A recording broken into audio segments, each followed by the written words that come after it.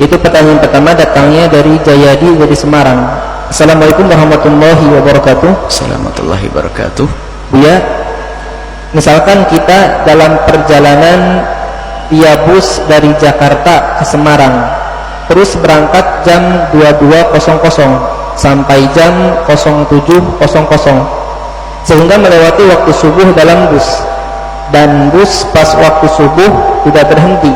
Nah, kita kan dianjurkan sholat menghormati waktu subuh, karena syarat-syarat sahnya sholat tidak dipenuhi, misal menghadap kiblat, tidak tahu arah. Setelah sampai baru diqadha sholat subuhnya. Apakah dengan seperti itu sudah benar sholat menghormati waktunya?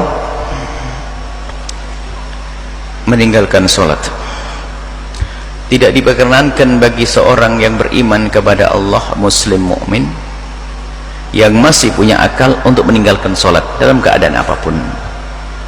Enggak ada alasan bagi kita meninggalkan sholat, hanya caranya saja berbeda-beda sesuai dengan kemampuan. Yang tidak bisa berdiri boleh duduk, yang tidak bisa duduk boleh baring, nggak bisa baring boleh telentang, nggak punya air bisa tayamum, bahkan sampai kalau nggak ada air, nggak ada bubur, nanti ada untuk menghormat waktu. Yang penting jangan sampai kita lupa menghadap kepada Allah Subhanahu Wa Taala atau meninggalkan sholat. Baik, sholat tidak ada alasan dalam keadaan sakit kayak apapun, sehingga kalau sudah bisa duduk baring, nggak bisa baring, telentang nggak bisa telentang, menjalankan, memberikan isyarat sholat dengan kepalanya. Kalau memberikan isyarat tidak bisa, sudah diam tak, jalankan sholat di dalam hati. Kalau ternyata menjalankan sholat di dalam hati nggak bisa, dia sholatilah orang itu, hati dia. Baik, sekarang bagaimana kalau kita sholat di perjalanan? Tadi berangkat dari Jakarta jam 22 ya, berarti malam naik bis, pas kebetulan insya Allah sopir bis ahli surga insya Allah yang tuh. Ini kebetulan sopir bisnya nggak bener, subuhnya nggak mau mampir. Waduh, kacau nih, ke arah timur ya, ngadep ke matahari, subuh nggak berhenti, tidak berhenti, disuruh berhenti malah ngamuk. Waduh, repot ini. Diajak masuk surga, bilang aku pilih neraka saja. Bagaimana, apa yang hendaknya kita lakukan?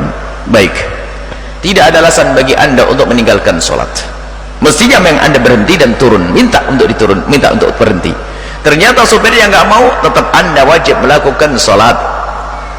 Lalu bagaimana caranya? Semampu anda. Wuduklah kalau bisa. Saya nggak bisa wuduk. Tayamum kalau bisa, nggak ada debu. Lalu bagaimana? Sholatlah engkau sesuai dengan kemampuanmu untuk menghormat waktu, dan datangkan syarat-syarat sholat yang mampu engkau datangkan. Menghadap kiblat nggak bisa, ya sebisamu menghadap kemana? Ngadap ke arah kendaraan. Baik, lalu sholatlah dia menghadap ke arah timur, karena bisnya bukan mundur jalannya, karena ke Semarang dan Jakarta, maka dia menghadap ke arah matahari. Matahari belum terbit tentunya, dia menghadap ke arah timur, sholat.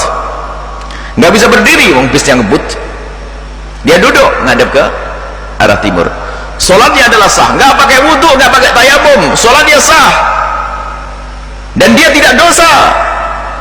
Cuma itu, bajunya kena najis, tidak dosa. Namanya sholat menghormat waktu, begitu mudahnya dengan Allah. Cuma kaidahnya sederhana, semua sholat yang dilakukan tidak memenuhi syarat-syaratnya,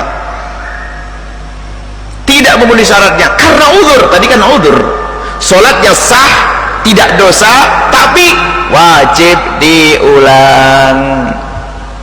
Kan gak ada masalah ngulang, yang penting gak dosa, yang repot dosa itu. Maka lakukan sholat menghormat waktu, baru nanti kalau sampai di rumah di Semarang sana, sempurnakan sholat subuh dengan wudhu, baju yang suci, ngadep kiblat, mengqadha. Adapun tadi di perjalanan, untuk lapor, ya Allah, inilah yang bisa aku lakukan. Tapi semua syarat yang masih bisa dilakukan, wajib dilakukan.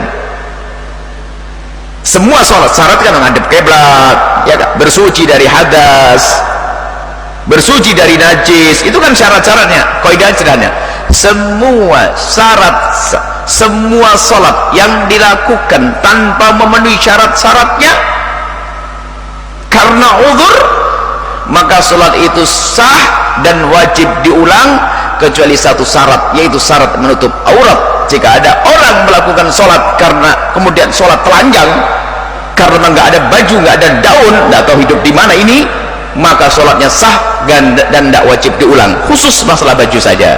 Selebihnya nggak ngadep kiblat wajib diulang, nggak pakai wudhu wajib diulang, nggak pakai tayamum wajib diulang, nggak pakai baju suci wajib diulang. Contoh saja, nggak usah harus di mana-mana. Ya kebetulan di tempat semacam ini, nggak tahu mungkin ada Anda mungkin perempuan sendiri, ada atau perempuan berdua, ada laki-laki, waktunya sudah mepet asar. Totonya mohon maaf, ini wanita, kan wanita biasanya malu. Totonya apa? Mohon maaf, ngompol dia. Najis atau tidak?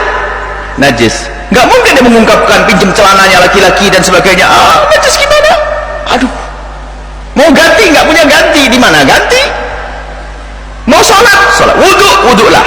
Tapi najis, najis tetap najis. Yang bisa wudhu, lakukan wudhu, sholat ngadep ke kiblat. Yang benar, tapi sholatnya diulang. Kenapa? Karena syaratnya tidak terpenuhi. Tadi tetap wajib sholat. Jangan gara-gara ngompol lalu nggak sholat, nggak ada. Dan tidak dosa. Kenapa? Nggak punya baju lagi kecuali itu. Kecuali dia punya simpanan baju, baru dosa nanti.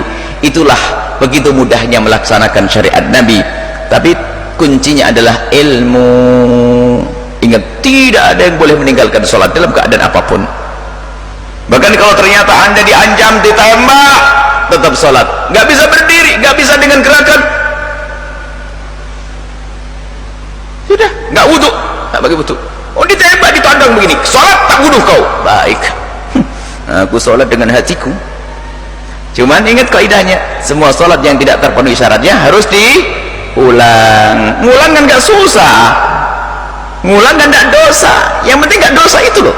Baik, wallahu a'lam bishawab.